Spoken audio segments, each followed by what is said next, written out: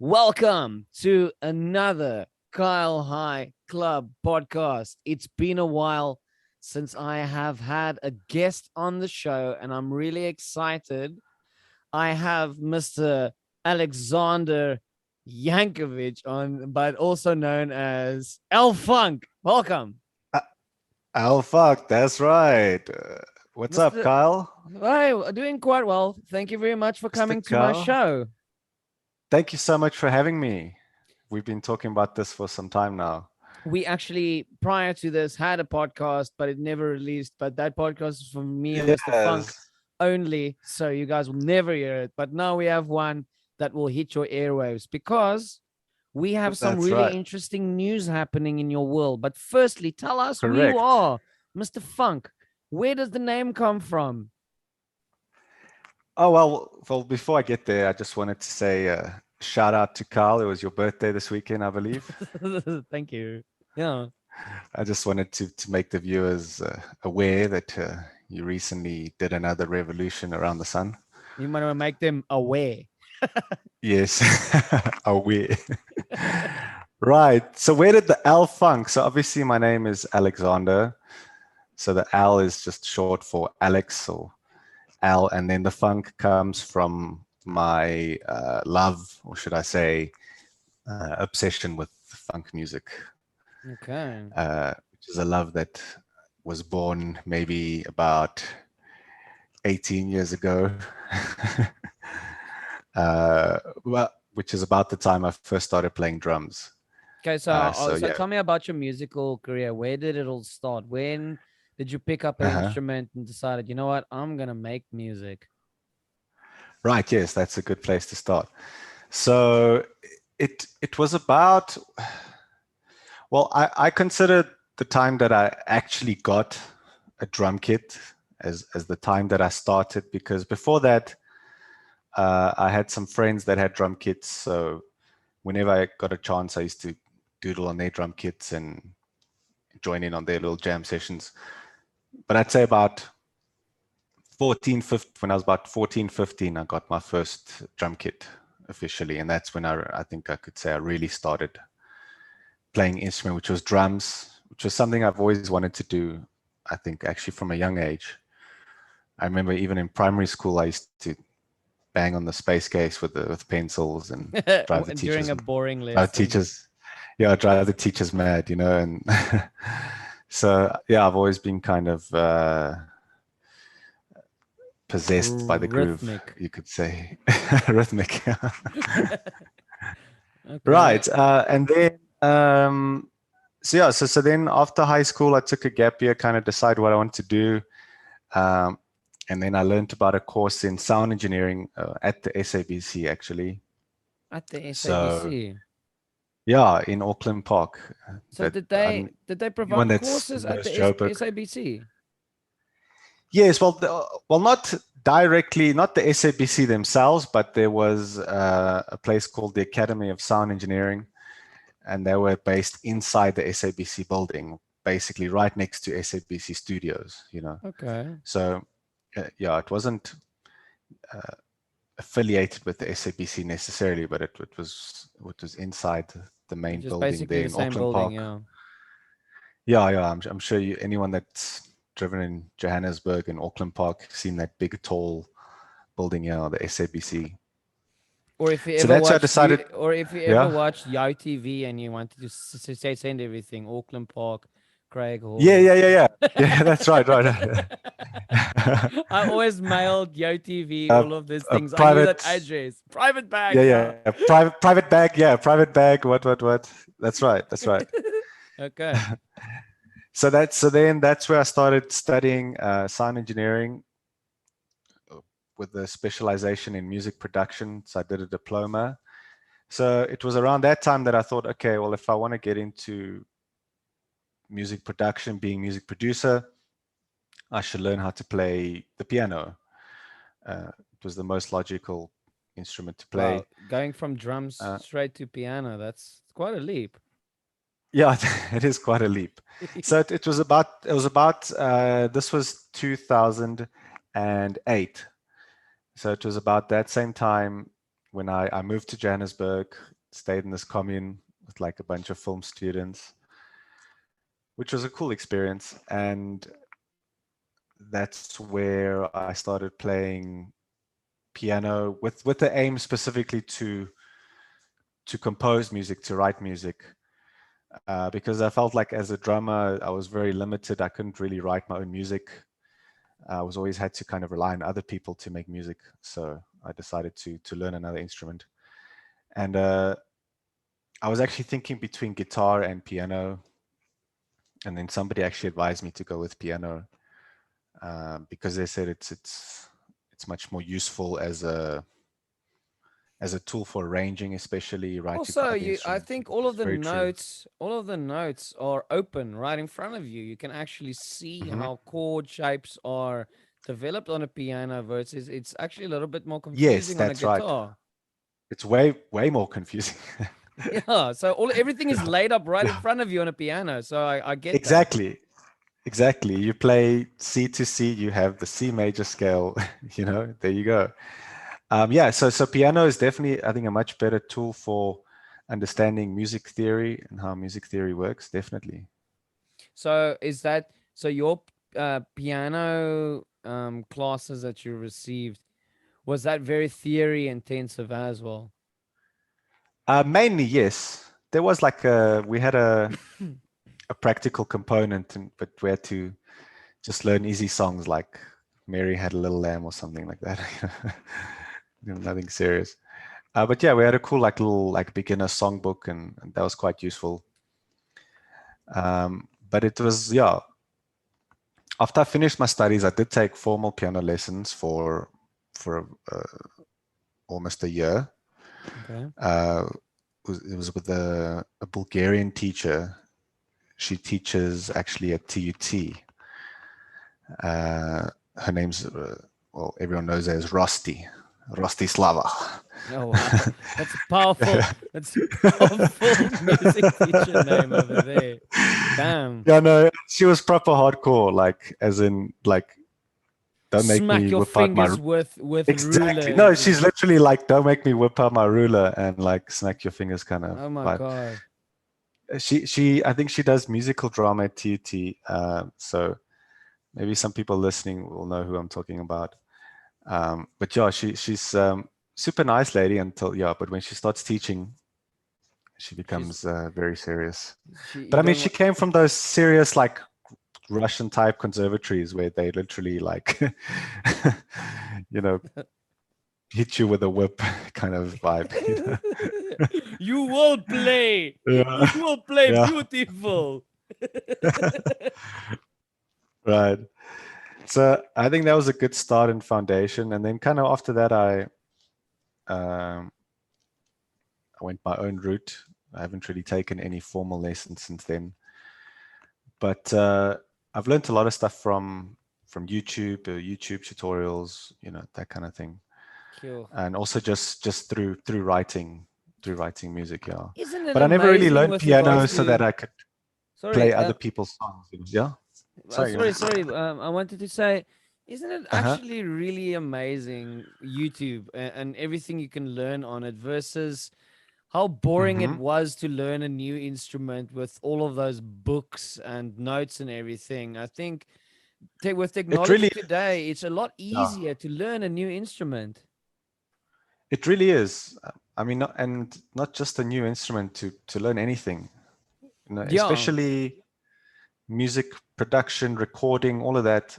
I mean, I still every day learn new things off of YouTube, and I've yeah. been doing it for the last 10 years, and I've studied it, I've done a diploma in it, but there's still a wealth of information that's to be gained there. Yeah. But also, So, all of mhm. your biggest, role models and everything, you actually get to peek into their worlds. I mean, I saw Matt Heafy That's from right. Trivium as well. He shows some of his scales, and it's Hmm. really cool. Hmm. You can peek into this world that you never really had access to because most of the time you had to That's have so true. Yeah. MTV or you have to have a magazine, but you can't really Hmm. learn about this person's personality or have an in-depth masterclass like this like previous years. I just think Absolutely. it's beautiful to learn anything on the internet lightly. And like you say, you still Hmm. learn something new every single day. We have all of that accessible to us. Yeah, absolutely. I can't agree more. I think people don't actually sometimes fully appreciate how much we can really just learn from all of that. Yeah. And okay, so from piano and sound engineering, and how did you get into production? Well, that was the direction that I wanted to go into from the very beginning. So basically, back then it was a 2-year course. I think now they do it over 3 years. Uh, but back then, so your first year was basically the same for everybody. And then in your second year, you can specialize. So you can either go into music production or you can go into live sound engineering. So obviously doing live sound, or you could go into post production, which is doing sound for film and that kind of thing, or if you want to go into the broadcasting side. So my plan was always from the beginning to go in the music production direction. What type of production tools do they use as a standard? Do they go straight Mac and get force people to get Logic, or what is the No, no. what is the Well, production well, tools that is it's standard? well, the industry standard is actually Pro Tools to this day. So they were a Pro Tool accredited provider. Yeah, So I okay. did all my I did all my Pro Tools. It was 4 exams, online exams, and you got to get like 90% to pass. Oh, what did you So guys have to yeah. do? Well, we basically we had 4 courses on the software, and we had to study all of its functions and um, all the keyboard shortcuts and options and preferences and everything. Oh, okay.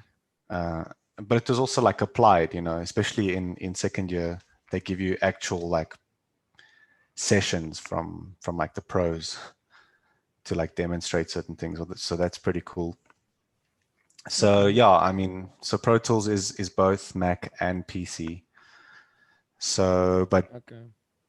so I spent a lot of money getting Pro Tools accredited, and then as soon as I left, I bought a Mac and Logic,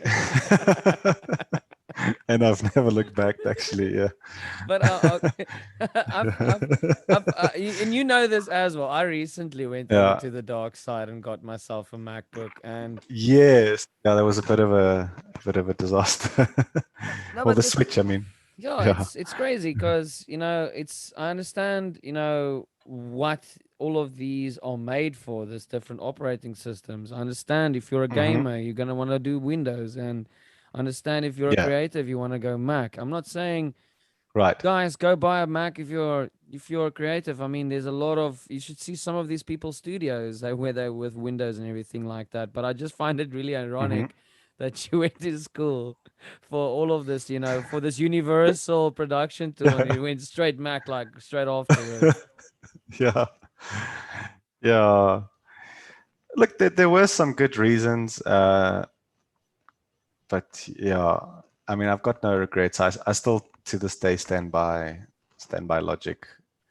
So okay, Just purely from a perspective of somebody that's writes music. Yeah, I just wanted to maybe clarify that at that time, well, even up until now, where Pro Tools I think really has the edge over all the other software is for film, specifically doing sound for film and for doing major soundtracks, just because of the hardware architecture involved. Um, but yeah, so at the time, and maybe only that's changed over the years, Logic has been more focused to the songwriting types, songwriter producers, rather than just the recording, mixing engineer types. Yeah. so how long did it take you to go from okay, I'm studying, and now I finished my studies. Now I've got a MacBook. How long did it take you Yeah. from that point onwards to decide, you know what, I'm gonna start making my own music? Because in the beginning Yeah. you were like, okay, cool. I am the rhythm. I am I am the percussion to you know what? I want to do sound Yeah. engineering. To, oh my God, I want to try and my hand on production and piano from a Russian lady. So, so how did all Yeah. of this get to a point where you want to, start making your own music? And for those of you who don't know, Mr. Funk over here has already released two albums, two full-length albums, Transients and Polymatica. Transients came out 2019 and Polymatica last year Yes. during lockdown as well.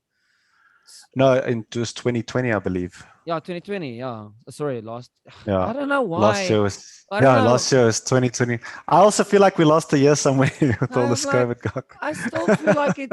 I can't believe it's already February. It's, I I, know, I know. I And I still also feel feel like, like I released an album last year and then I was like, wait, but no, it was actually yeah. 2020. Yeah, because I still feel like Crazy. last year was 2020. Okay. That's such Right? It does like feel like it. like we got PTSD from that whole entire year. Sorry, guys. So Dude, yeah, right? 2020 was Right. When Polymatica came out. So what Yeah. I want to know is So how did. Polymatica was an EP, yeah. The first one was a full length. It was 14 tracks. Yeah, and then Mm. Polymatica was a EP actually released 6 tracks, yeah. Guys, can I just say, Mhm. to this day, and I'm actually playing it right now. There you go. To Bones of Oh yeah. Friends, probably Oh yeah. one of my favorite songs on that album. It is Oh ridiculously sweet. catchy. It just takes you Thanks, to a yeah. nostalgic vibe. And just so everybody knows, what I like about your music is Uh-huh. basically you take everything digital from synth and production wise, but you get Mm-hmm. people like I'm a Franks and various other artists, Mm-hmm. and you combine acoustic and real-time instruments along with this Mm-hmm. synth. So it's, for me, it's a Yes, yeah. beautiful mash. It's a beautiful, marriage of music between the Mm-hmm. the acoustic and the electronic, which I don't hear very often, and which I really like about your music as well.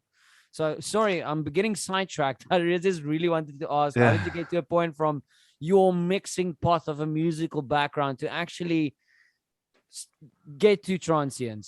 How did you get to that point? Yeah. So thanks so much. And that's exactly that was the whole point and vision from the beginning of the project was that marriage of the electronic with the acoustic, with synthesizers and real music. So I think to go back, so while I was at the Academy of Sound Engineering, so I did have a band, and then when I was in second year, two of my band members were in first year. So I had a band that I was really serious with, Can I ask the name of and this then band? yeah, we used to call it Dummy Head. Okay, great. I love it. Yeah, it's called Dummy Head. And then so that song Bones of Friends was a song I wrote, but it was actually supposed to be for Dummy Head. Funny enough, yeah.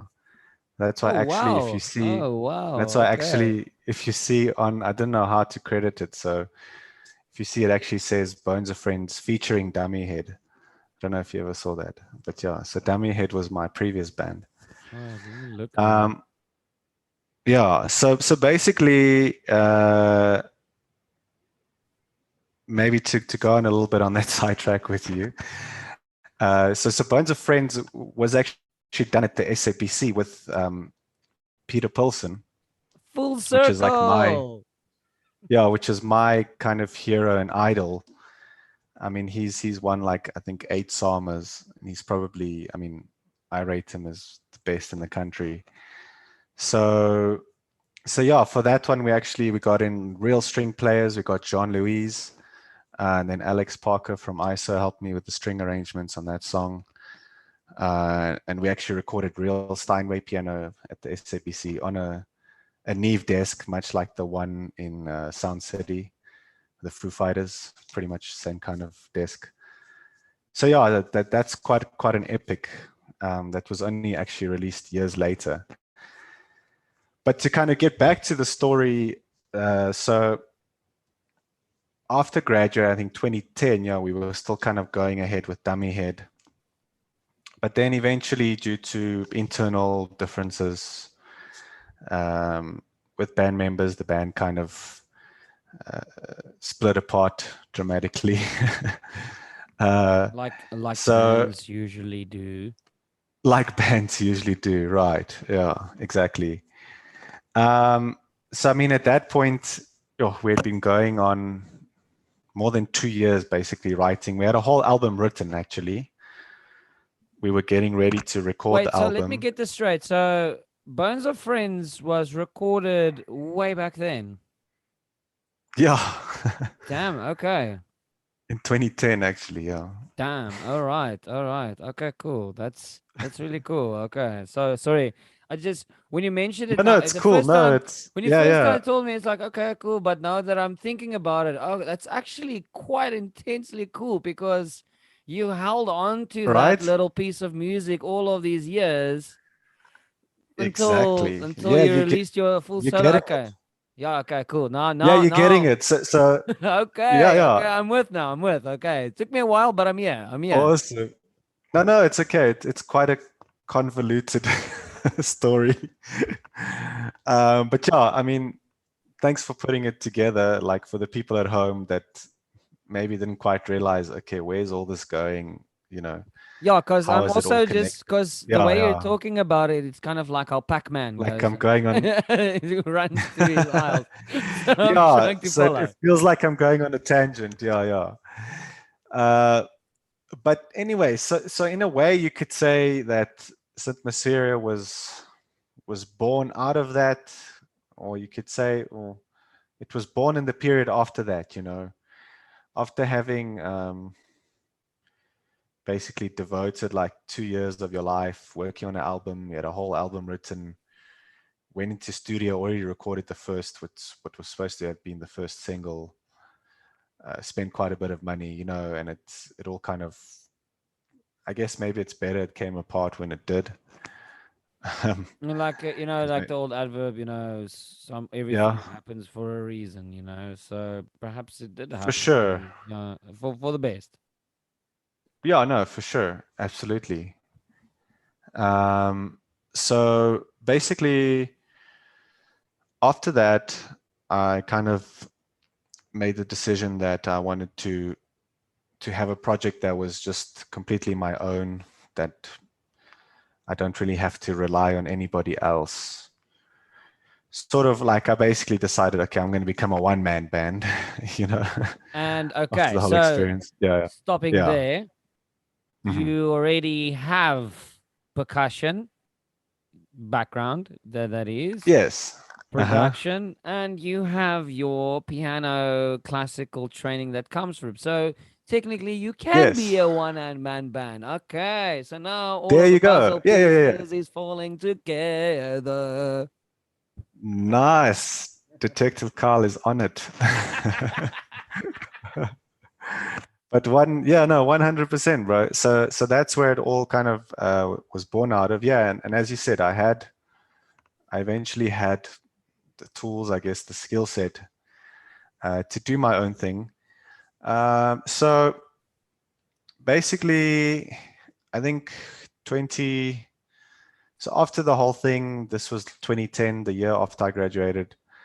Then 2011, I think I even took like a break from music after all of that. 2012, I actually decided to go back to studying. Then I went to Tukkies You're not the University. first person that I've heard of that decided they want to go back into studying in 2012. By the way, Oh, really? yeah, that's such a weird. It's Yeah, almost like remember that was the year yeah, everything was supposed to end. That was the year yeah. The everybody. Mayan calendar. That's right. Yeah, 2012. Yeah. and I've It's, and that I, and it's feels like it straight. was yesterday. Wow, that was Yeah, 10 years ago. That was and 10 years ago, bro. that was literally 10 years What? ago. Uh, Literally 10 years ago. Yeah, crazy. and Yeah. some of my friends actually went back Uh-huh. into studying. It's almost like I need Oh, to they go did, learn yeah. shit before I die. You know? Right. Yeah, no, that's hilarious. Well, I guess I didn't think about it that way. Well, I was always into like the academics and that kind of stuff. So I thought, well, while I'm young enough, let me go, at least get something else behind my name. I'd always wanted to study something within commerce or, so I ended up doing a BCom in economics. So yeah, so basically, I think maybe 2012, 2013, I was more focused on studies and that kind of stuff. I still did music like as a hobby on the side. But then I'd say maybe from 2014 is when I really started writing songs again. And that's when I guess you could say officially writing for the first Atmosphere started was about 2014. Yeah. And then Okay, that kind of, so that so kind of continued on a very kind of part-time basis. I was studying full-time, and then I think at that point I was studying full-time and I was working at a music store over the weekends, when a CD store actually, so which you was went quite so you went interesting. that guy who Yeah. in Paul Bothner listening to everybody playing Smoke on the Water on the Yeah, yeah. No, no, Fender no. No, no, no, Stratocasters. no. It wasn't one of those guys. Okay, I music was the one of being those like you guys like at Look and Listen. selling yeah, Corlea Botha CDs and Oh, okay. So yeah. you had to put all the Anyways, CDs back that people listened and didn't want to buy. yeah, oh, exactly, exactly, yeah. So yeah, I said 20, yeah, so from about 2014, in between studying full time, working part time, and then I finished my studies. I started working full time. I continued basically just writing music over the weekends in my free time. So I guess, when I say the first album took 5 years, it's not like it was 5 years like constantly writing all the time. Although I Technically, had it took periods, yeah, technically, if you think about it now, yeah, seeing hmm that you are laying these puzzle pieces out to me as far as yes, yeah, yeah, Detective Kyle is concerned. uh-huh, It technically yeah. took 9 years because Well, yes, you are so right. Yeah, technically, if you have to think about it, when it all yeah. started with Dummy Head, Hmm. and Yep. Yeah. you were doing it on the sideline, it never really went away. You might have Hmm. just actively retouched on it, but technically, you've Yeah. been working on it for 9 years. Well, yes, actually, very much so. Yeah. And Uh-huh. and a lot of the time was like the learning curve. Yeah. Um, it was like kind of learning everything I needed to do, how to be how to be a one man band. So I had to But learn you how to also play said, like bass on a keyboard. Like I became pretty decent after a while, like the of a decent. Seinfeld bassist, he also played it on a Yeah. keyboard. Yeah, yeah, right. So actually, funny enough, for the first album, I had all the bass lines written out, and it was like a very last minute decision. I was like, maybe I should get some real bass, and of course, I called the Frank Master. Yeah, Frank Master 5000. Yeah, Frank Master 5000. Yeah. Um, so actually, that's pretty much, yeah. It feels like I went on a tangent, but yeah, putting all the pieces together, that's pretty much the story of Saint Myspheria. But okay, so but Yeah. you Hmm. said Hmm. the first album was supposed to be your magnum opus, your all and be all. That was supposed to be your one and only album. So, and now you're squeezing out more puppies. Well, it's not like it's not like the first. It's not like I ever intended to only write one album, right? Yes, But yes. it was more of a thing of, if I only ever get a chance to, for whatever reason, only ever release one album in my life, like I'd want that album to be, pretty freaking amazing. But now you've released more. So how do you feel? So let's talk about the new one that's coming Yeah. out. Yeah, So yeah, that would be great.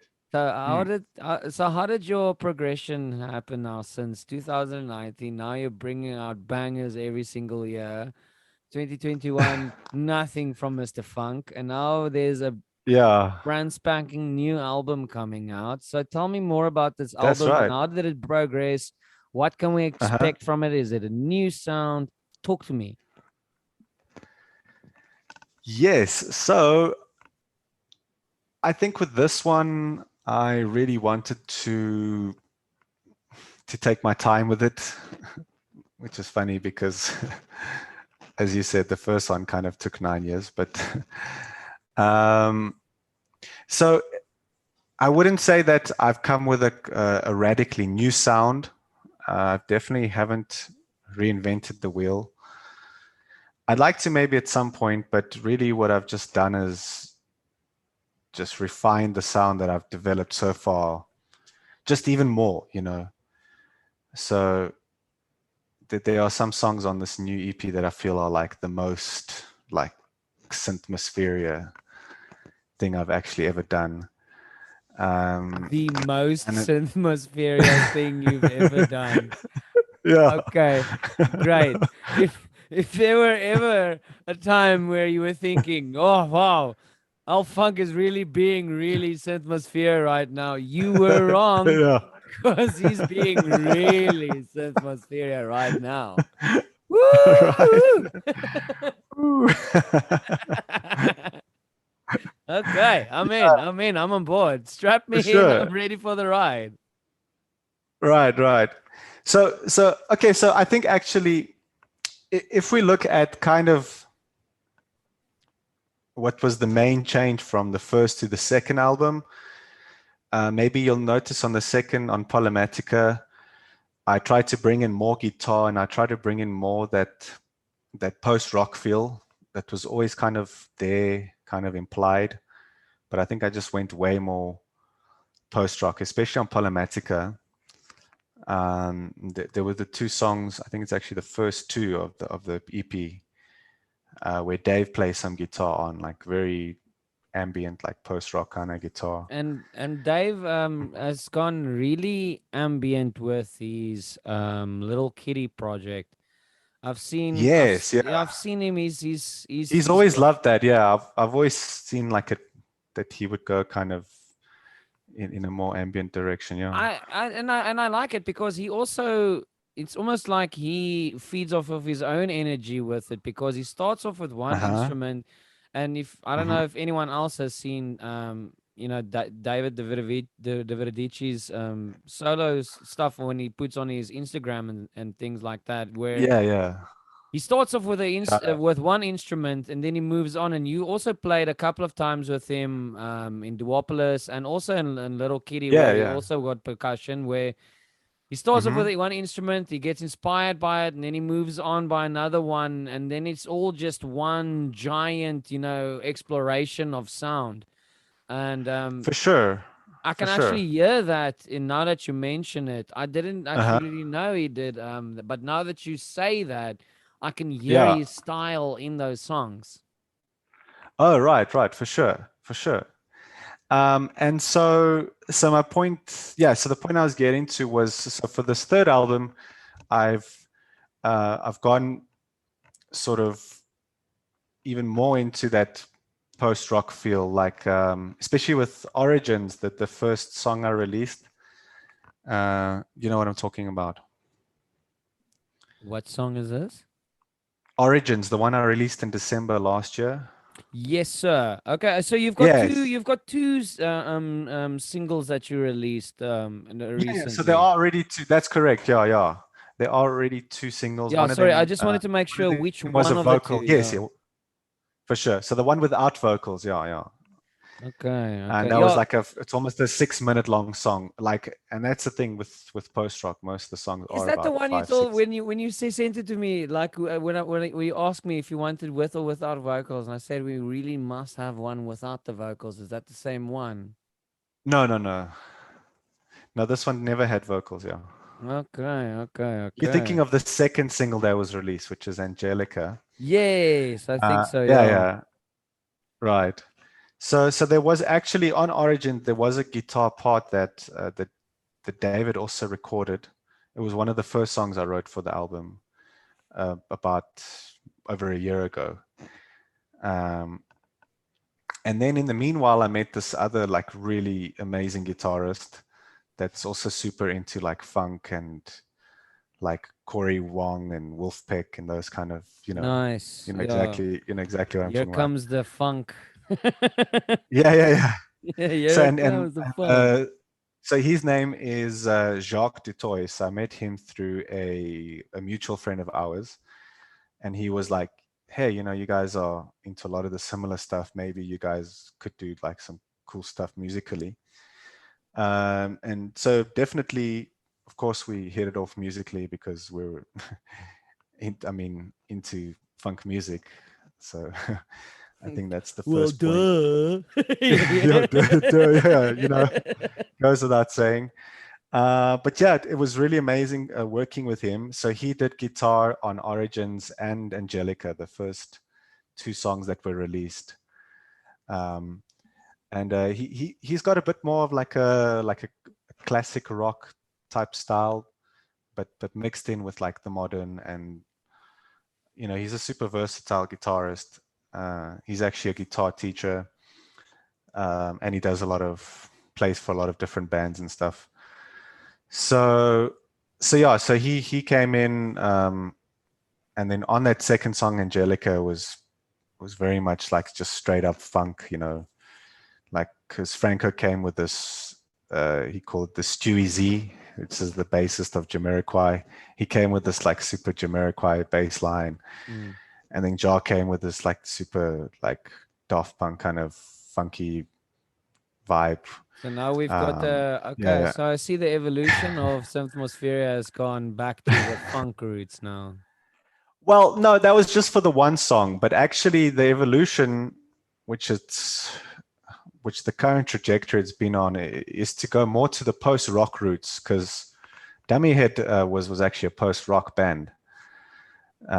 So we had a whole basically album written of post rock songs. So um, I think very close second place with funk music for me is like post rock, which is like that more slower, half time, down tempo, ambient kind of rock. Have you ever listened to Yeah, Sleep Party People? no, I haven't.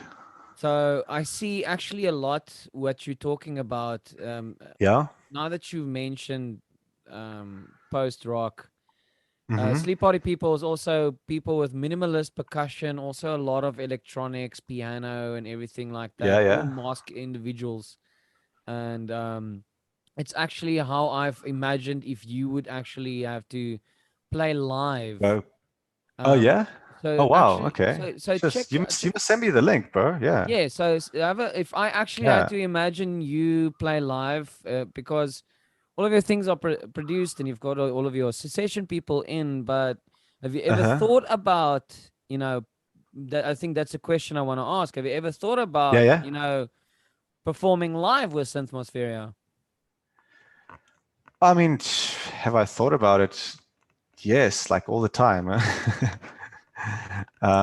But yeah, it's definitely it is going to be a massive challenge. Um, I mean,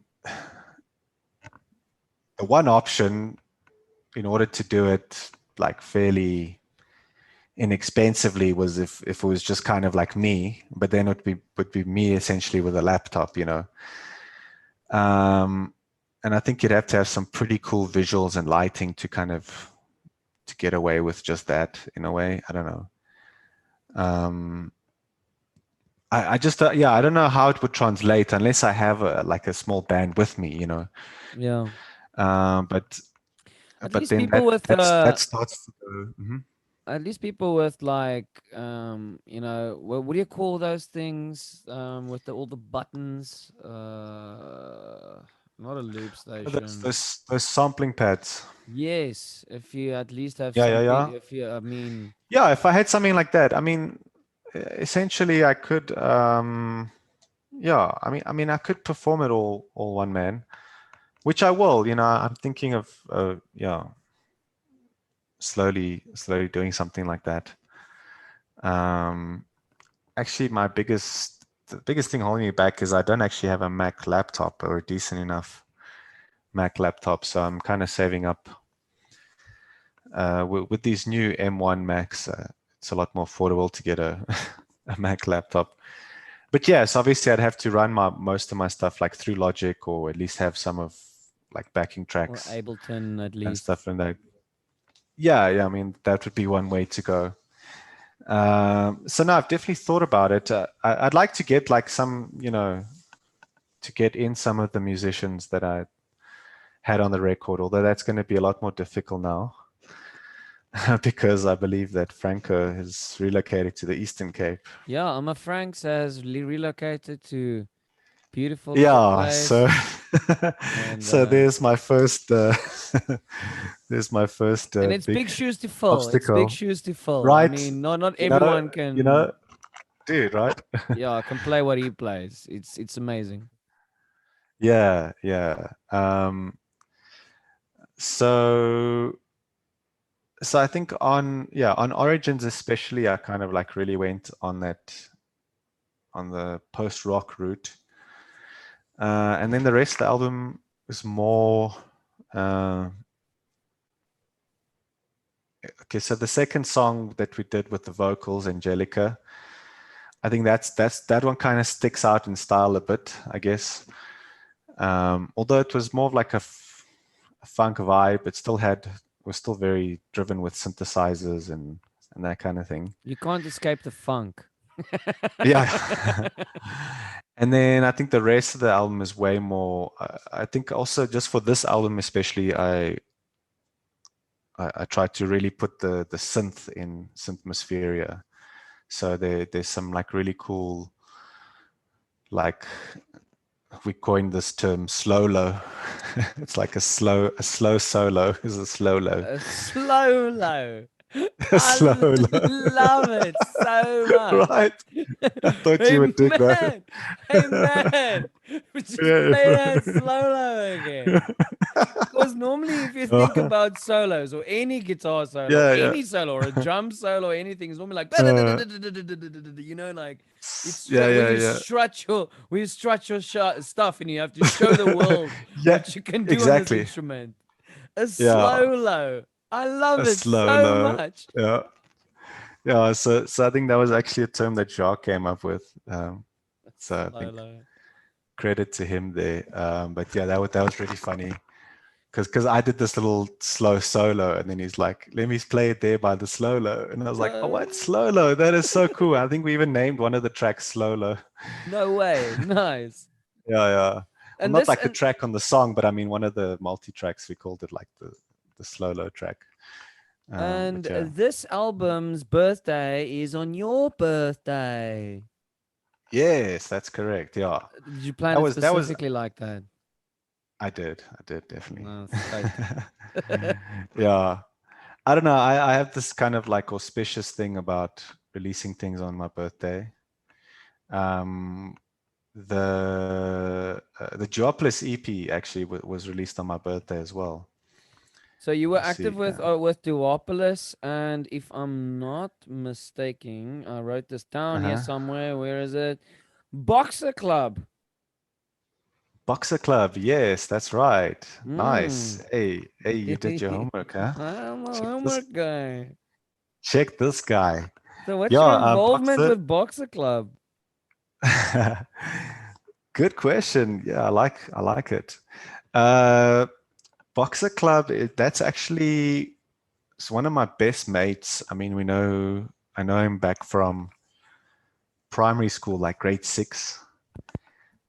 His name is Christopher Paul, His name and is Christopher Paul. no, lol. Yeah, his name is Christopher Paul. We call him Chris. He's actually been living in the UK the last, I think, 9 years, probably longer now. Okay. And yeah, so on one of his holidays, he came when he was in South Africa. He was like, "Yeah, man, we really have to do this collab. I got these cool tracks for like an experimental, like film kind of noir type album." So I said, "Oh wow, that sounds really amazing." So yeah, so then we decided. So the project was actually supposed to be called, well, My Sweet Ingenue. So the project itself was My Sweet Ingenue, but he'd previously released stuff under the name Boxer Club. So yeah, you Okay. could check out. So Boxer Club, there's some tunes. he hasn't been active because he's been way more into the photography and stuff, working in like big photographic studios in London. But yeah, so I was finishing his EP about the same time when I was actually finishing up Syntmospheria, yeah. So actually, I think so. The Boxer Club EP came out somewhere, I think, in January 2019, and then the Yeah, first because I Syntmospheria came remember out in April 2019. Yeah, it's the same year your initial Syntmospheria came out. correct. Yeah, yeah, that's Yeah, right. That's okay, right. all right, And I okay. actually I went to go see him in London in December of 2018. So that was really cool. Yeah, I don't think a lot of So, people will know of Boxer Club, but I like the underdogs, you know, and it's always been one of yeah. my Did you ever listen to some of it? yeah, because Okay. I think Yeah, you used to on Spotify you made a playlist with all of your compositions. that's correct. Yes, yes. And that's where I it was like, okay, he was involved with this, but Spotify came on my release radar the Ah, same okay. year because my Spotify algorithm loves me because I've had Yeah. Spotify for almost 10 years now. Wow. So Okay. yeah, Jeez, you're a I've had it in loyal America. supporter. I've had it in Uh-huh. America and I kept it alive with my American credit card and Oh, oh, yeah, really? Whoa. Wow, that's until crazy. Spotify came out in South Africa, I was like, oh, yes, I don't have to, pay close to $10 and $12 Oh, transaction wow. fees just to keep my Spotify alive. Oh my So, goodness. Wow. so yeah, So my algorithm is so you're a tailored true to me. diehard fan. Yeah, I am. So yeah, when I saw you were Yeah. involved with Boxer Club, I'm like, okay, I was very curious to see how. Right, right. Yeah. So I basically just I mean he wrote most of pretty much the whole album. I just assisted with the production side, with the mixing and then the final mastering. And then I added some little extra things in between. But yeah, it was mostly written by Chris. So, Mr. Funk, if you could Hmm. tell the listeners out there why should we listen to this new album when it comes out? Not only because it's your birthday. I mean, what Yeah, yeah, disgusting yeah. human will I not mean, listen to this album because it's your dude, birthday? right? I'm totally going to emotionally manipulate people with Do my. No, it. I'm joking. It's like all you need to do is if you really want to get me a birthday present, just listen to my I album. mean, yeah, I mean that was actually the plan. That's why I Oh, released on my birthday. Yeah, oh, no, I'm joking. psychological warfare happening over here. No, I'm No, kidding. I'm kidding. so your album is coming out soon, Why and should why should people listen to it? yeah, Well, why? Tell me that's why. that's a great question. Uh, so I think that as with all my albums, I've really put a lot of genuine heart into it. I've really put a lot of passion, hard work, dedication, made a lot of sacrifices along the way. Uh, at the end of the day, I just want people to, I guess, maybe feel something, or the biggest reward for me is when people have a song that they can listen to when maybe they're having a bad day or whatever happened, something to listen to, I guess, ultimately to cheer them up or Can I to, tell I the don't know, people maybe, why I yeah. like listening to Synthmosphere? Yeah, that'll be awesome. I'd like to hear that. Yeah. Yeah, so why I like to listen to Synthmosphere. So Yeah. you'll probably see there's a bunch of listens on your album every single month, and it's probably Oh, yeah. 90% me because I listen to it when I clean and Oh, really? Okay. work Interesting. and go to Yeah. so Yeah. clean, work, and go to bed. Those are the Interesting. three Okay. times I Okay. like listening to it because it's got that Uh-huh. prog element to it that's a journey and it's a story and you want to know where it Yes. goes. That's the point. Yeah, yeah, right. Yeah. So, and it keeps you going as well, because it's not like, because I don't listen to vibey music when I want to stay awake or when I do something. Because Mm-hmm, if I mm-hmm. listen to music with that's vibey, I get distracted. I go dance and then I go do something extreme. I don't know. But All I like right. listening to it because it's basically like a Yeah, audio, it's basically like an audio book, but audio with music, because it's a story that keeps yeah. going. So it's very nice music Uh-huh. for me to listen to when I'm busy Well, and I that's want to cool. focus. So Okay, that's awesome. Yeah. that is why I like to listen personally, as Kyle Ludwig would like to listen to the atmosphere, but I can't say the same for other people. Yeah. No, that's a fantastic insight. No, thanks for that. Yeah.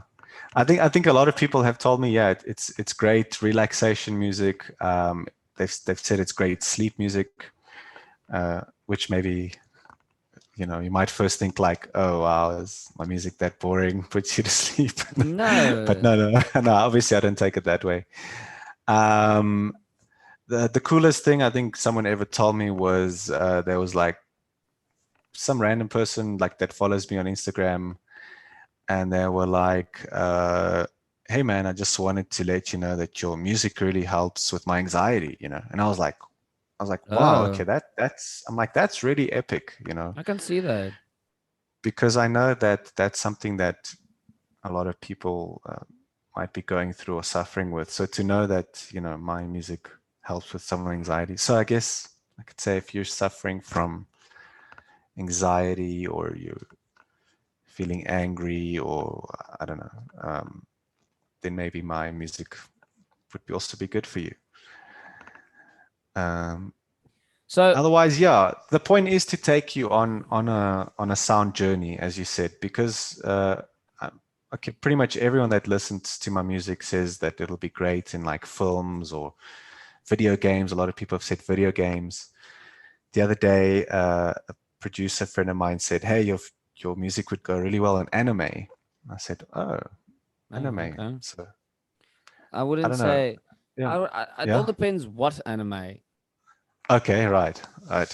Yeah, because Uh-huh. that's also a topic that we can dive down like that rabbit hole forever. But Mr. Oh yeah. Funk, I would just like to say thank you very much for coming on the show. So if you would like to Uh-huh. leave us with something, anything, if you would like to leave any listener out there with any form of advice, tell us where we can find you.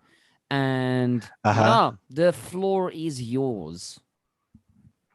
All right. Well, you can find me on all the platforms. All of It's them. Synthesis. No, literally all of them. All No, of all of them. them. I'm even on. I'm He's even on on some like. Mixit. He's Bro, no, I'm even on some like KK Box, which is like some platform in Korea. I'm in on some other crazy Russian platforms. I'm literally everywhere. yeah. Um, Okay. Yeah. Okay. What's I'd your like to. handle? I'd What's like your to get social handle? some. So it's Synthmospheria. You could check out it's Synthmospheria on Instagram and Facebook. And please go check out the Synthmospheria YouTube channel. I'm trying to get some new content on there. I'm trying to get some subscribers. Uh, so yeah, there is a teaser on the Synthmospheria YouTube channel. Yeah. A little teaser of the album. Yeah. I think I've sent it to you. So basically, it's about 30, 40 seconds of each song with like a cool little visualizer. So you can go check out, kind of have a brief overview of the whole album. And then, yeah, follow me on Spotify or Apple Music, wherever you are. If you do really like the music, I encourage you to go buy it on Amazon or iTunes because streaming really pays absolutely almost nothing. It's like 18 thousandths of a dollar per stream. So Oh, yeah, wow. I'd encourage people. I think, oh wow, yeah. What you gonna do with So all of that money? all right. Um, so yeah, please subscribe to my YouTube channel, Synthmospheria, and follow me on Spotify. It'd be nice to get some more followers there.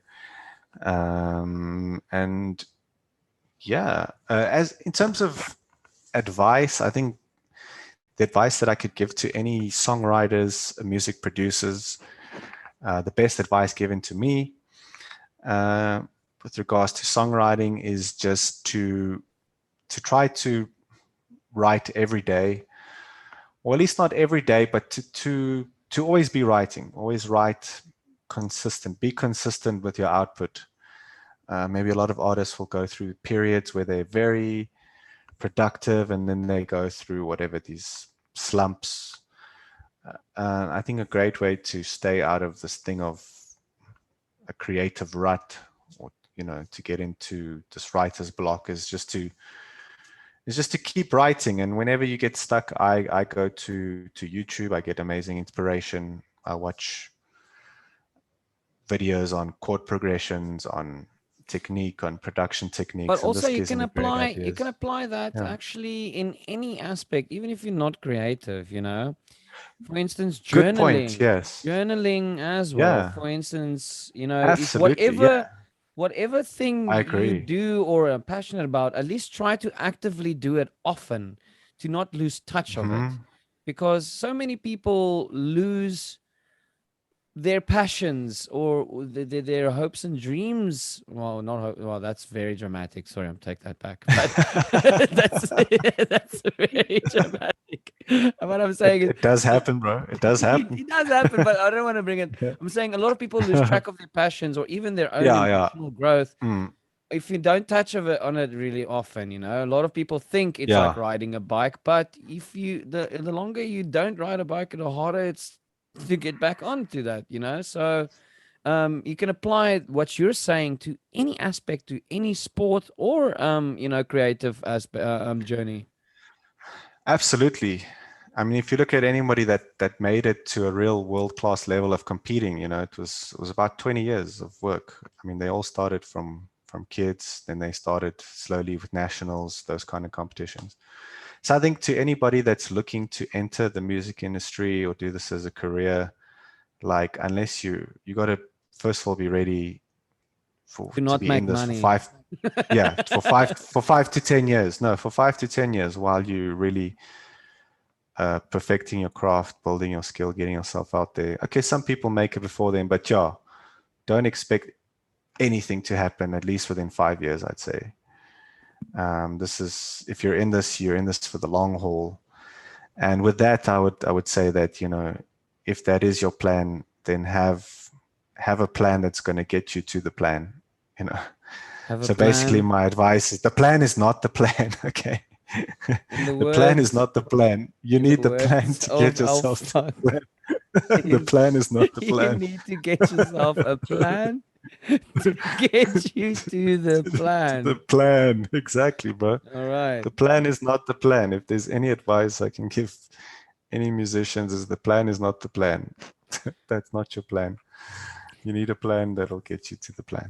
Guys, you can Yeah. find Al Funk. You can just look him up, Al Funk. He's a Uh-huh. very cool guy, beautiful musician, and it's an honor to have you on the show, sir. And I'm Thank looking you. It's forward been to an your honor. album dropping Uh-huh. out, and I'm hoping to drop this podcast on the same day so people can get some That'll background be onto this album as well. right. That'll be awesome. That'll be awesome. Yeah. So thank you very Thank much. You you. should have a beautiful evening, Thank and you. we should You definitely chat too. again soon. Yeah, we must chat soon. Definitely. Yeah. And I Uh, and I definitely like to get some Kyle High coffee sometime. Kyle High Coffee is not a sponsor of the Yes. show, people. Just